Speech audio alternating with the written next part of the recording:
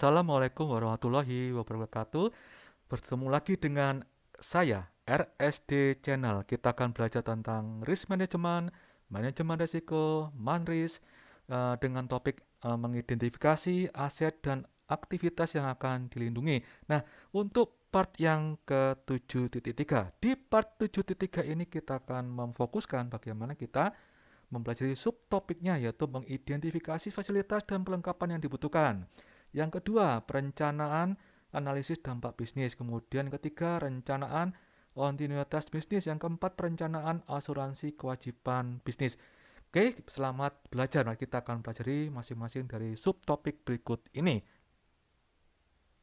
Nah, kita akan melihat tentang bagaimana mengidentifikasi fasilitas dan perlengkapan yang diperlukan untuk menjaga operasi bisnis. Nah, rekan-rekan, kita akan melihat di bagian berikut ini yaitu tentang kecelakaan dan bencana terjadi.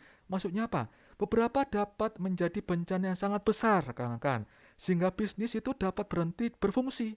Jika kita ingin memastikan bisnis kita terus berfungsi, bahkan setelah terjadi bencana, maka kita harus merencanakan sebelumnya, yaitu diantaranya adalah pertama, sistem kritis misi dan identifikasi aplikasi. Nah, ini yang perlu kita lakukan ketika kita benar-benar identifikasi fasilitas dan perlengkapan yang diperlukan untuk menjaga operasi bisnis. Yang kedua apa? Harus dilakukan untuk merencanakan sebelumnya, yaitu perencanaan analisis dampak bisnis. Nah, yang kedua ini. Yang ketiga bagaimana? Perencanaan kesinambungan bisnis, rekan-rekan. Bagaimana dengan yang keempat? Yaitu tentang perencanaan pemulihan bencana.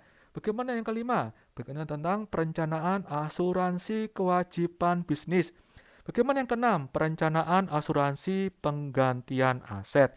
Nah, kita akan coba untuk lebih jauh lagi menggali tentang identifikasi aset, identifikasi sistem, dan aplikasi misi kritisnya bagaimana. Kita akan melihat dari slide berikutnya yaitu identifikasi sistem dan aplikasi misi kritis. Nah, di bagian ini maka kita bisa melihat langkah utama dalam perencanaan apapun adalah mengidentifikasi sistem dan aplikasi apa yang penting untuk misi. Sistem mission critical atau kita kenal dengan apa? Sistem apapun yang harus terus dijalankan untuk memastikan bisnis terus berjalan, kan? Begitu pula aplikasi mission critical yang juga harus terus dijalankan untuk memastikan bisnis terus berjalan. Di sini ada tabel tentang contoh aset dari perangkat lunak dari sebuah perusahaan datacom, dan kita bisa melihat dari sini untuk topik judulnya adalah aset, nama asetnya bagaimana, klasifikasi subnya bagaimana, kemudian ownernya, kemudian custody-nya bagaimana, kemudian expected life-nya bagaimana, kemudian lokasinya di mana, confidential ini bagaimana, integritasnya bagaimana, ketersediaannya bagaimana, nilainya bagaimana, dan status asetnya bagaimana. Itu juga contoh real yang disediakan atau kita pelajari hari ini untuk identifikasi sistem dan aplikasi misi kritis. Nah, bagaimana sih kita mencoba untuk merencanakan analisis dampak bisnis. Nah, di slide berikutnya kita akan membahas tentang rencana analisis dampak bisnis. Yang pertama kita lakukan adalah analisis dampak bisnis atau Business Impact Analysis, BIA, itu mengidentifikasikan dampak hilangnya fungsi bisnis secara tiba-tiba. Dampaknya sering dihitung dengan biaya. Kita menggunakan biaya langsung dan biaya tidak langsung untuk menghitung dampaknya. Biaya langsung adalah kerugian langsung dari penjualan atau hanya yang terkait dengan pemulihan dan kerugian tersebut. Biaya tidak langsung terkait dengan hilangnya kepercayaan pelanggan. Nah, bagaimana kita bisa melihat cara menyelesaikan business impact analysis? Nah, di sini kita akan coba untuk memahami bahwa kita akan mengalami langkah-langkah berikut. Di antaranya adalah menentukan ruang lingkup, mengidentifikasi tujuan, mengidentifikasi fungsi, dan proses bisnis yang sangat penting, kemudian memetakan fungsi bisnis dan proses ke sistem SI, TI. Dan itu kita akan lanjutkan dengan bagaimana sih perencanaan secara kontinuitas bisnis. Dari perencanaan kontinuitas bisnis ini kita bisa mengetahui ya bagaimana suatu rencana kesinambungan bisnis atau yang kita kenal dengan Business Continuity Plan (BCP) adalah sebuah dokumen yang digunakan untuk membantu perusahaan merencanakan bencana atau keadaan darurat. Tujuannya apa? Tujuannya adalah untuk memastikan bahwa operasi kritis suatu organisasi terus berfungsi, rekan-rekan. Nah, saat menyelesaikan BCP, when completing a BCP, saat menyelesaikan BCP, kita akan mengambil langkah-langkah berikut ini. Yang pertama, yaitu identifikasi ruang lingkupnya, cakupannya diidentifikasi dulu, rekan-rekan. Yang kedua, identifikasi area bisnis utamanya yang kita coba untuk cek dulu langkah-langkahnya. Yang ketiga, identifikasi fungsi kritis. Yang keempat, identifikasi ketergantungan antara bisnis dan fungsi yang berbeda.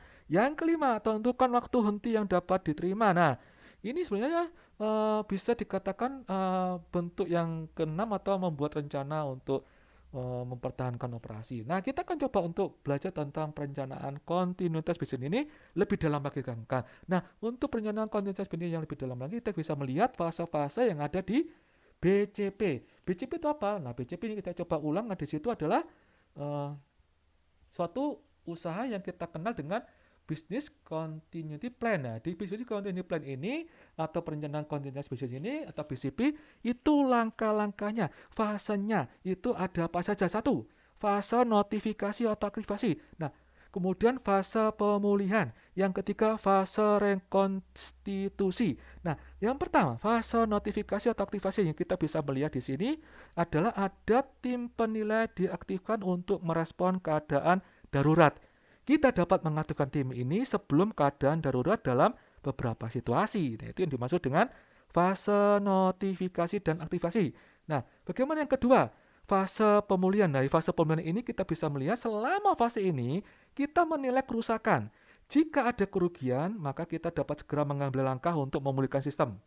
Yang ketiga, fase rekonstitusi. Nah, di fase rekonstitusi ini adalah selama fase ini, yang ketiga ini, yaitu organisasi kembali beroperasi normal.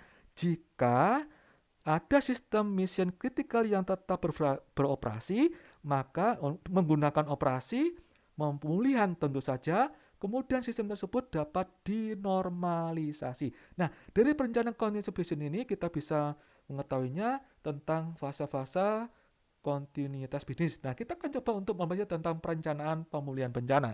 Bagaimana sih cara untuk melakukan perencanaan pemulihan bencana? Nah, kita akan lanjut di slide berikutnya, yaitu di perencanaan pemulihan bencana. Di sini kita bisa melihat rencana pemulihan bencana DRP, Disaster Recovery Plan. Itu maksudnya apa? Mencakup perincian yang diperlukan untuk memulihkan sistem dari bencana. Ini memberikan detail yang diperlukan untuk segera menanggapi bencana. DRP atau Disaster Recovery Plan atau rencana pemulihan bencana itu disertakan sebagai bagian dari BCP, yaitu perencanaan kontinuitas bisnis, ya kan? Nah, kita akan coba lebih lanjut mengenai tentang asuransinya bagaimana. Untuk perencanaan asuransi kewajiban bisnis, maka kita bisa melihat di slide yang berikut ini. Di perencanaan asuransi kewajiban bisnis ini, kita akan mengetahui tentang bagaimana asuransi kewajiban bisnis digunakan. Ya, asuransi kewajiban bisnis itu digunakan untuk melindungi organisasi dari tuntutan hukum. Ini mencakup perusahaan untuk kerusakan dari gugatan bersama dengan biaya hukum. Nah, bagaimana dengan jenis-jenisnya? Jadi ke jenis utama asuransi kewajiban hukum, rekan-rekan. Yang pertama, jenis asuransi yang dibutuhkan tergantung pada fungsi bisnis. Kemudian umum, ya. Kemudian profesional. Nah, itu seperti itu. Nah, kita akan mencoba untuk mendalami lebih lagi tentang perencanaan asuransi penggantian. Ini yang tadi perencanaan asuransi kewajiban bisnis. Nah, yang berikutnya adalah perencanaan asuransi penggantian aset. Nah, di dalam perencanaan asuransi penggantian aset, kita akan mencoba untuk belajar tentang asset replacement insurance planning. Asset replacement insurance planning atau yang kita katakan dalam perencanaan asuransi penggantian aset itu isinya apa? Termasuk jenis asuransi lain yang dapat dibeli adalah asuransi penggantian aset. Ini dimasukkan untuk apa? Mengganti aset yang rusak akibat bencana. Ini biasanya dibeli bersama dengan langkah-langkah lain untuk mencegah bencana. Contohnya apa? Misalnya, organisasi mungkin ingin melindungi dirinya dari kerusakan akibat kebakaran. Itu dapat memasang peralatan pemadam kebakaran di seluruh gedung. Itu juga dapat menempatkan alat pemadam api portable di seluruh gedung itu. Nah, dari perencanaan hasil penggunaan aset itu kita bisa merencanakan sesuatu yang lebih untuk melindungi gedung itu. Nah, dari semua pembelajaran yang telah kita pelajari rekan-rekan, dari part 7.1, part 7.2, part 7.3, nah kita akan mencoba untuk mengambil kesimpulan. Nah, kesimpulan yang bisa kita dapatkan yaitu yang pertama, di bab ini memberikan informasi tentang mengidentifikasi aset. Identifikasi aset itu merupakan langkah pertama yang penting dalam proses identifikasi resiko. Ya, jadi kalau dalam penelitian atau tugas kalian manajemen risiko berarti yang pertama yang dilakukan adalah identifikasi aset. Aset-aset apa saja yang perlu diidentifikasi itu yang rekan-rekan perlu untuk lakukan. Kemudian baru melakukan identifikasi resiko. Nah, aset organisasi mencakup. Nah, di sini an organization asset include ya. Aset organisasi mencakup apa saja? Mencakup perangkat keras dan perangkat lunak. Jadi, perangkat keras dan perangkat lunak itu termasuk aset data dan informasi rekan-rekan. Keras dan perangkat lunak juga termasuk personel. Jadi, kita dapat menggunakan 7 domain infrastruktur TI yang khas untuk memastikan kita mengidentifikasi semua aset rekan-rekan. Kemudian, setelah kita mengidentifikasi aset, kita dapat menggunakan alat yang berbeda untuk membantu melindunginya. Analisis dampak bisnis membantu kita mengidentifikasi dampak terhadap bisnis jika layanan gagal. Dan ini membantu kita memprioritaskan aset yang paling penting. Rencana penanggulangan bencana mendokumentasikan langkah-langkah yang perlu kita ambil untuk memulihkan sistem yang gagal.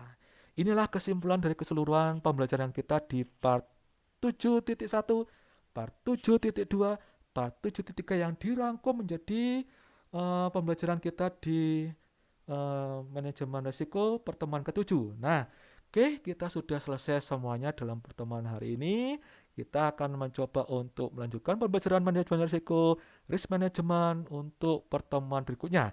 Jangan lupa tetap jaga kesehatan, sehingga kesehatan itu juga akan memberikan dukungan kita untuk bisa beraktivitas lebih baik. Dan tidak lupa untuk tetap subscribe, like, dan share video ini, sehingga video ini bermanfaat bagi kita dan orang lain juga. Dan tidak lupa saya mengucapkan terima kasih pertemuan part 7 yang ada di dalamnya 7.1, 7.2, 7.3 sudah selesai kita pelajari. Sampai jumpa di pertemuan Manris part yang ke-8 rekan-rekan. Wassalamualaikum warahmatullahi wabarakatuh. Sampai jumpa. Terima kasih.